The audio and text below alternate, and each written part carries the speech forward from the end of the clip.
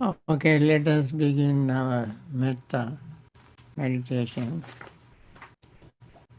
May all beings be happy and secure. May all beings have happy minds. Whatever living beings there may be, without exception, weak or strong, long, large, medium, short, subtle or gross, visible or invisible, living near or far, born or coming to birth, may all beings have happy minds. Let no one deceive another, nor despise anyone anywhere, neither from anger nor ill will should anyone wish harm to another. As a mother would risk her own life to protect her only child, even so towards all living beings, one should cultivate a boundless heart. One should cultivate for all the world a heart of boundless loving friendliness, above, below, and all around, unobstructed, without hatred or resentment, whether standing, walking, sitting, lying down, or whenever awake. One should develop this mindfulness. This is called divinely dwelling here, not falling into erroneous views, but virtuous and endowed with vision, removing desires for sensual pleasures. One comes never again to birth in the womb. Okay, with this very wonderful, noble thought in mind, let us continue our practice. We pay attention to our breathing as normal, as usual, paying attention to it without words, concepts, ideas, or trying to control breath. Let the breath flow in and out. We always try to practice, or we practice meditation, vipassana meditation, to see things as they really are in their own natural setting without doing anything forcefully or artificially. We simply notice the breath exactly as it is. As we pay attention to the breath, we notice the breath touching our nostrils. That also happens very naturally. And then we notice expansion of our lower abdominal area, expansion of our chest area, excuse me,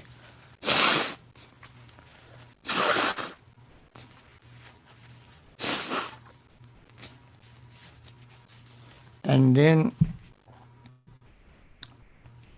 we notice when we breathe out contraction of the lower abdomen, contraction of upper chest area, and the breath leaving our nostrils.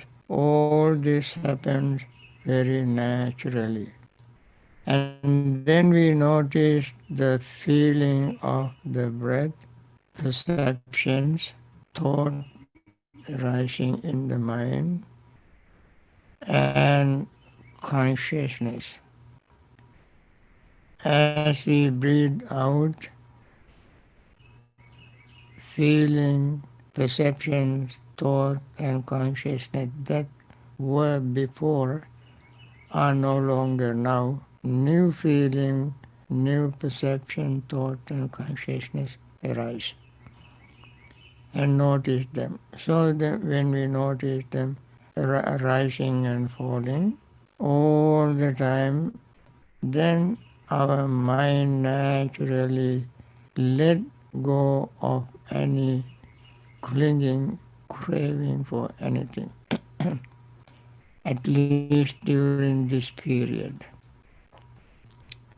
And then also as the breath, body, the mind relax, there is no rigidity, uptightness or resentment, metta arises. In order to overcome resentment, anger, and so forth, the first thing we have to do is to relax the body.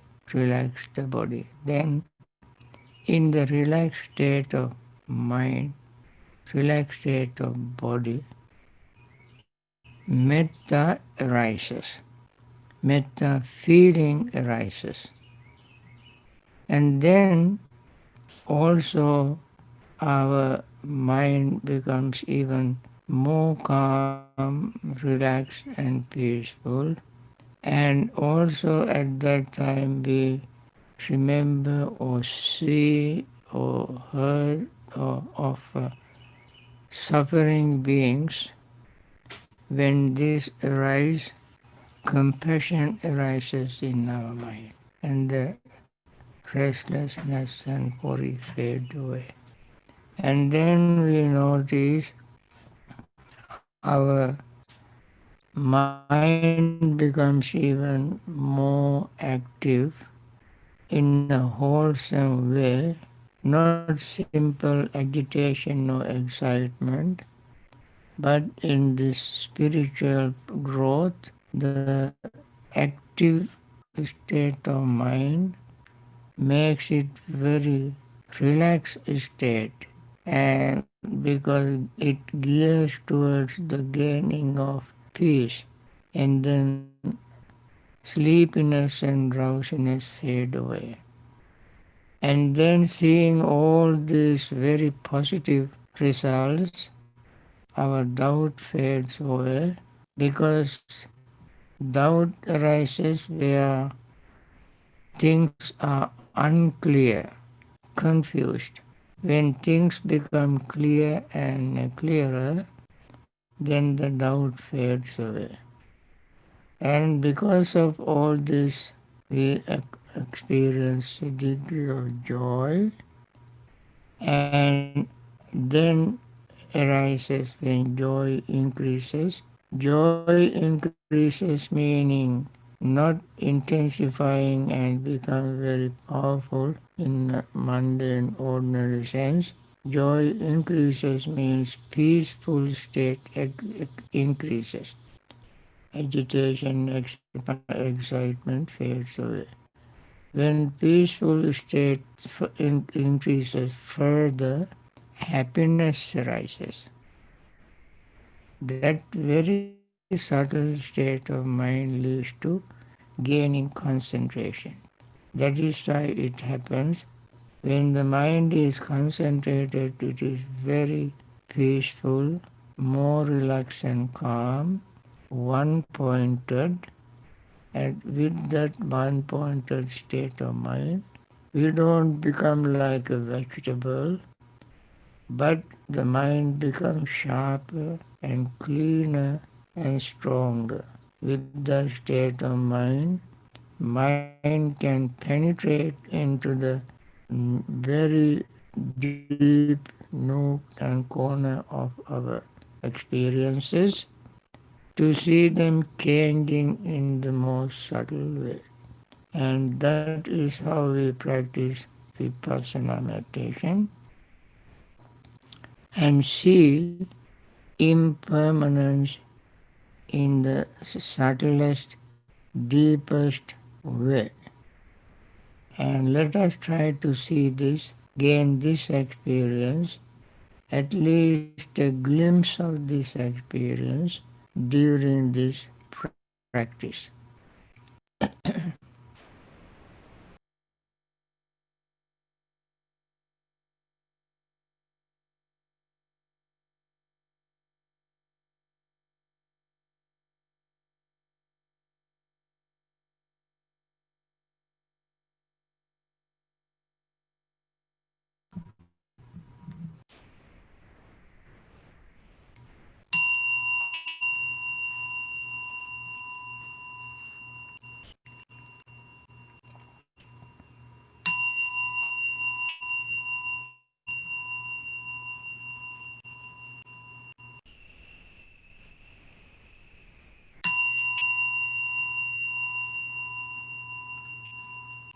Dukkha patta ca nidukkha, bhaya patta ca nibhaya, soka patta cha nisoka hontu sabbe pipanino.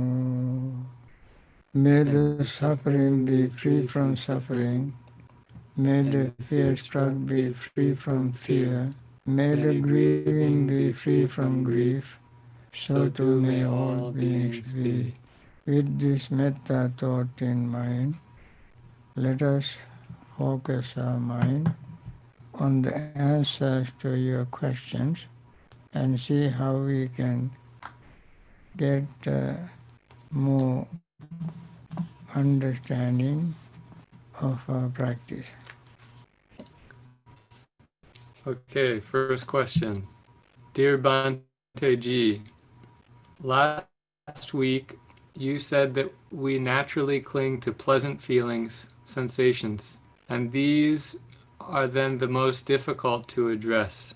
But actually, I find the unpleasant uh, feelings are the ones I attach to the most.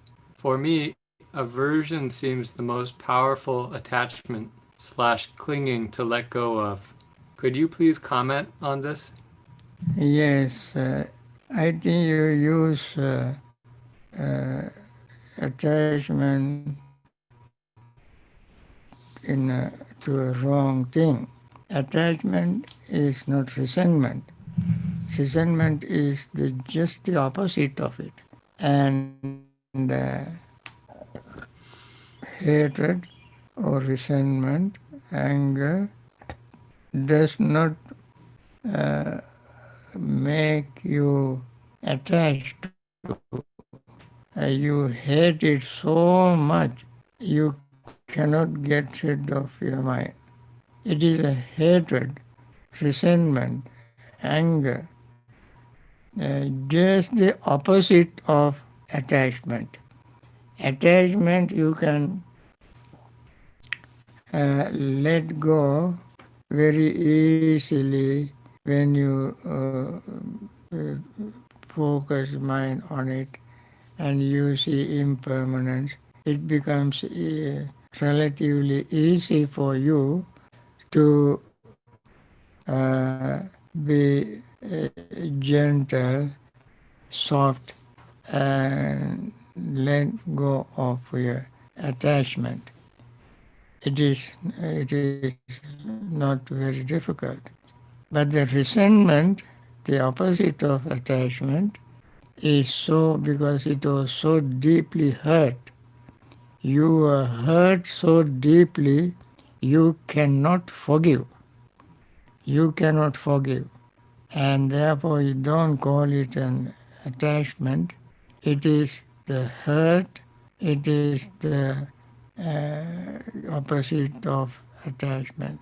Surely it cannot, it is not easy to let go. As we suggested at the beginning of our meditation, I suggested try to learn to relax and see, try to learn to forgive, try to learn to be realistic, understanding impermanence. Uh, you have to think of the karma of that individual, that person caused that who caused you anger or caused you hurt may have some unknown to you or even to him unknown reason, the karmic reason perhaps, to make you upset in your this life or in your previous life. And therefore, when you develop your compassion, metta, you can let go of that anger or resentment. To let go of clinging, attachment, also is not very easy. But out of these two, uh, anger, resentment continues to exist because of your greed and ignorance. Of course, attachment also exists because of your ignorance.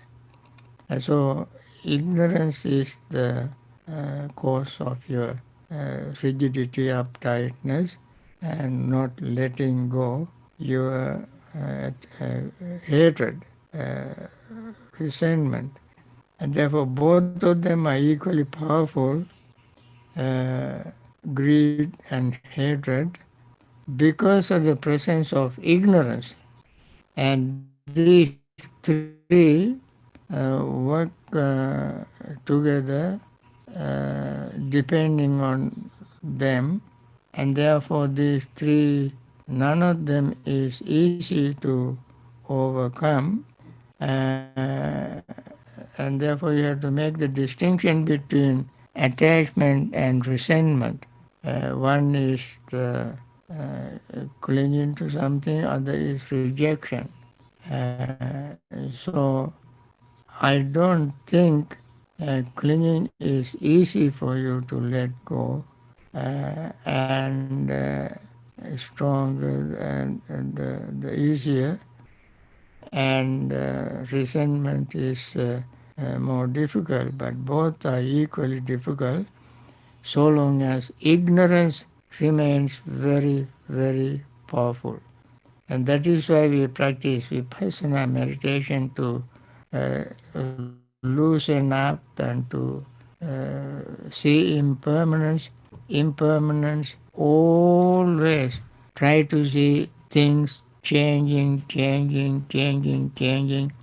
When you see impermanence, uh, you will be able to overcome both greed and hatred. Because when you see impermanence, you see the reality, the truth. Not seeing the truth is called ignorance. And therefore, when ignorance slowly fades away, you will be able to overcome both greed and hatred or resentment. You are using a wrong term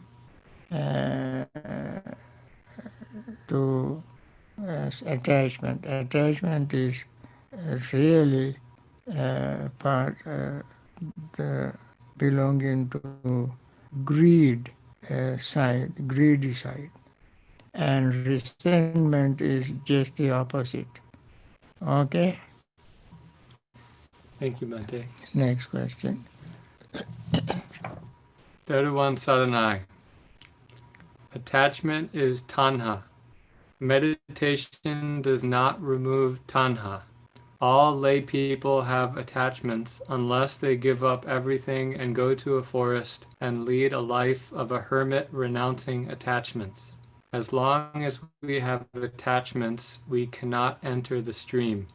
Does that mean only bhikkhus could enter the stream as they are supposed to have given up everything? That is not true because becoming a bhikkhu does not mean you have completely destroyed your what you call attachment. And stream entry also does not mean that you completely overcome your attachment. Even one who attained the stream entry state still has desire, uh, and that is why they marry, they have children, they raise, they have jobs, and so forth. They can do all these things because still they have desire. Uh, Attainment of stream entry, you overcome your gross part of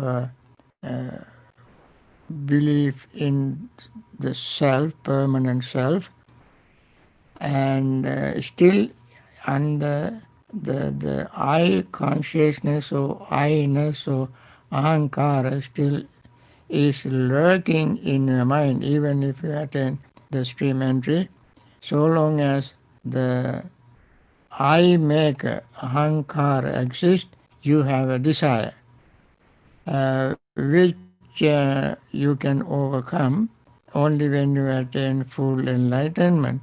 Even when you attain anagami state, this I consciousness, ahankara, is still, I maker still is there. So attainment of stream entry does not remove or totally remove from your desire from your mind. Therefore, try to understand what the stream entry means. Stream entry means if you overcome the gross form of belief in permanent self and doubt about the Buddha, Dhamma, Sangha, and dependent origination and so forth, overcome that, and believing the, in the attainment of liberation by following rituals, unwholesome habits that we brought from samsara. Only these three things we overcome when we attain the stream entry state, the stream entry fruition state. And desire is still there. So any layperson can practice, can attain the stream entry. Still desire is there. The fact that one becomes a monk or nun and lives in a monastery does not mean that the person has completely destroyed desire or what do you call I consciousness. Still the person has that. And therefore any layperson can attain the stream entry. All we have to do is to overcome those three fetters. The fetter of believing in permanent self and doubt about Buddha, Dhamma, Sangha, and so on, and uh, overcoming the belief that you can attain enlightenment by following rituals. The stream entry, I can speak a little longer on this, but I don't know whether I have time for that. I think the next question has to do with stream entry also. Yeah? The next question also has to do with stream entry. Okay. Stream entry, before attaining stream entry, that person should have this qualification or this practice, that is listening to Dhamma, that is called Parato Ghosa Pache, and associating with the Kalyana Mitta, good friend, excellent friend, who keeps reminding us, showing our weaknesses, and correcting us, guiding us, urging us, telling us things in a very compassionate way, uh, just like his own child, they like to correct us. That kind of Kalyana Mitta we need, and associating with that. Then Dhammanudhamma Patipada. Dhammanudhamma Patipada has a deeper meaning according to Samyutta Nikaya. One who lives and seeing in the dependent origination. The one who sees dependent origination and practices seeing dependent origination is called one who is in Dhammanudhamma Patipada, following this the path of attaining liberation, Dhammanudhamma. And then Yoniso Manasikara, mindful reflection, meaning reflecting from the root of unwholesome state, reflecting on the root of wholesome state of mind. Root means there are 6 roots, 3 unwholesome, 3 wholesome. 3 unwholesome roots, greed, hatred, and delusion. 3 wholesome roots are non-greed, non-hatred, non-delusion. When certain mental state arises, that person should be able to see how it arose, what are the causes, and depending on what these particular things arose. Primarily, they are seeing the root. That is uh, what they have to practice to attain the stream entry. And then keep practicing what? Practicing Noble Eightfold Path. Keep practicing, practicing, practicing, very honestly, sincerely, meticulously, every part of the Noble Eightfold Path. Then after attaining stream entry, he has faith in the Buddha Dhamma Sangha, endowed with understanding. Faith supported, encouraged by understanding. Avicca, understanding. Then the Dhamma, faith in the Dhamma, faith in the Sangha, and has impeccable moral practice. Arya Kantasila. Arya means noble. The shining in the mind, the nobility, the nobleness shines in the mind, seeing the purity of morality. These are the four qualities he will gain. And also he has benefits, they are called 6 benefits. What are the 6? That person will be free from killing mother, father. I mean, there's no thought in his mind. Never the thought of killing the mother, killing the father, killing an arahant, creating schism among the Sangha, and uh, wounding the Buddha intentionally.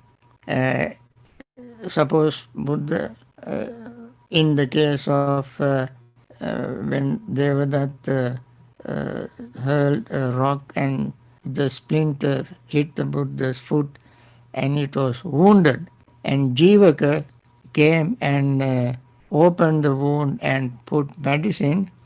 He did not do it with the intention of hurting the Buddha, but he was doing it compassionately to cure the Buddha. That kind of things one can do. But if somebody hurts the Buddha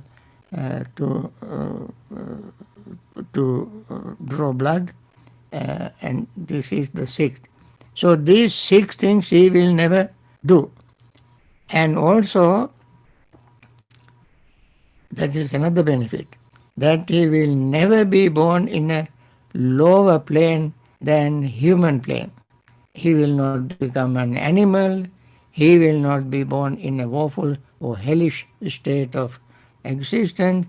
He will not be a Peter, and therefore he has only 7 more lives to complete his practice. And therefore the stream enterer, Buddha said, one day Buddha took a little dust into his fingertip and showed to monks and asked monks, because what is more, the soil in the earth or the soil in my fingertip? Of course, answer is very obvious.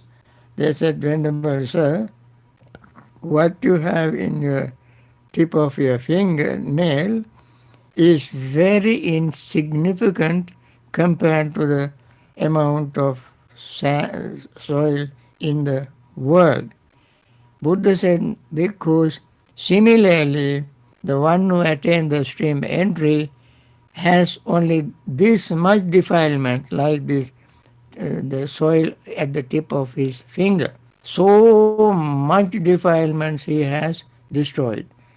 In fact, friends, compared to samsaric suffering, the whole samsara, uh, whose beginning is indiscernible, anamatagga, because of greed and ignorance, and in samsara, the degree and amount of suffering a person goes through is incalculable.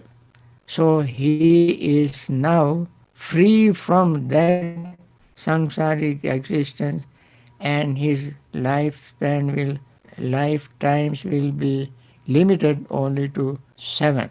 And therefore, it is said, Pathavya ekarajyena saggasa gamanenava sabba lokadipachyena sotapati palang varang. It is better than becoming a universal monarch. It is better than going to heaven and becoming the king or leader or president of the whole world. This attainment is better. So much benefits are there, but he still has desire, and that is why he will be reborn 7 times. So friends, don't think stream entry attainment is total end of desire. You still have it. But the wonderful positive note is, optimistic note is, that you as a lay person can attain the stream entry if you follow Dhamma. Meditation, insight meditation, see impermanence every single moment. You can attain the stream entry, even full enlightenment. And therefore, with this note, I want to end the answer to your question, and you can think about it. Thank you very much, Bhante. This question also pertains to stream entry. If a person enters stream entry and a year or more later is diagnosed with a disease like dementia, does he or she lose the fetters of doubt, non-self, and practice of rituals that were broken to enter stream entry? Or can they stay as a stream enterer even though it may not be possible to practice the Dhamma? Now, the catch is that if the person has attained the stream entry and later on he will have dementia and he forgets everything, and yet the attainment of stream entry he will not lose. He will not lose that state. And therefore, you don't have to worry about that. If you want to attain the stream entry, don't worry about dementia or Parkinson or whatever. On the one hand, probably you may not have stream, you may not have dementia or Parkinson. Perhaps it may not happen. But in case of some other previous karmic force that you might have committed in previous lives, or something that you have done incorrectly before attaining the stream entry, if dementia or Parkinson happens, you don't have to worry about it because you already have stream entry, entry path, fruition. Once you attain stream entry fruition, no matter what else happened to your life in this life, you will not lose your attainment of stream entry fruition state. Yes. Thank you, Bhante. Dear Bhante Ji, in spite of the many references in the Pali Canon to rebirth and its essential place in the first and second watch of the night of the Buddha's enlightenment, with the Buddha seeing his many past lives and the karma that was their causation, there is often a rejection of rebirth by Western Buddhist practitioners. What would Bhante say to these people in the West? Not It's a good question. You cannot make a sweeping statement saying that all Westerners do not believe in rebirth. That is not correct. There are many Westerners who believe in rebirth. So you cannot represent the entire Western world and say that they don't believe in rebirth. Only those who have very rigid, very traditional, materialistic ideals, whether even they meditate, even they read Buddhist books, even they live even a Buddhist monk's lives, they may still have this notion in their mind. There's a belief that they uh, don't believe in the rebirth. Now, one who, it is very interesting to say, we believe in rebirth because we believe in the Dhamma, we believe in the Buddha, and we believe in our experiences, and based on this, we believe in rebirth. But we don't know everything. In order to make a very sweeping statement, one has to be perfectly enlightened. And the Buddha had that perfect enlightenment. Therefore, he, without any hesitation, said that there is rebirth. It is very interesting. uh, People can recall or remember previous lives. There are cases, even today, in many places. But nobody can tell when one passes away, where, in what state that person will take rebirth. Except the Buddha. Buddha is the only one who was able to tell what will happen to this particular person if he dies at this very moment, where he will be born. Only the Buddha was able to say that. So, Buddha was able to see the previous lives and also would be able to see what definitely will happen to somebody with certain mental state after death. So, being able to see the past exactly as it was and being able to see what exactly will happen after death, he declared to the world with the definite note that there is rebirth.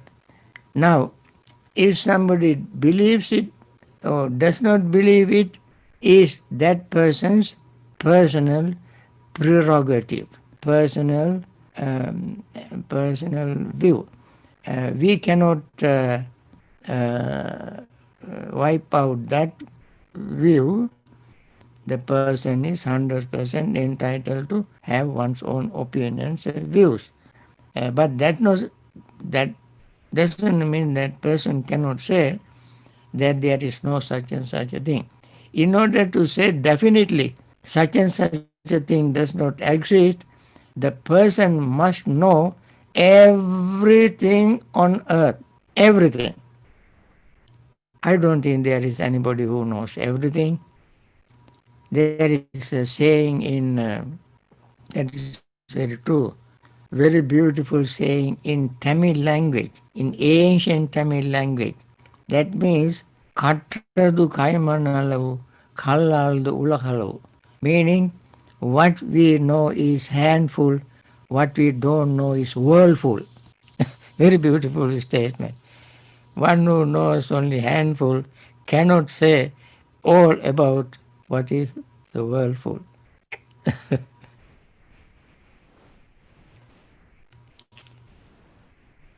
Any other question?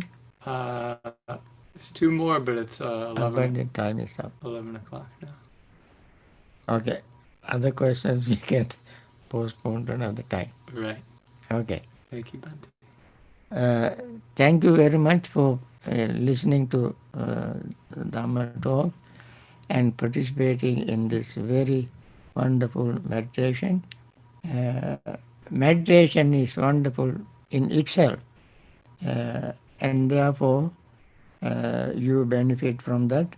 And we practice metta and want to conclude this session with metta.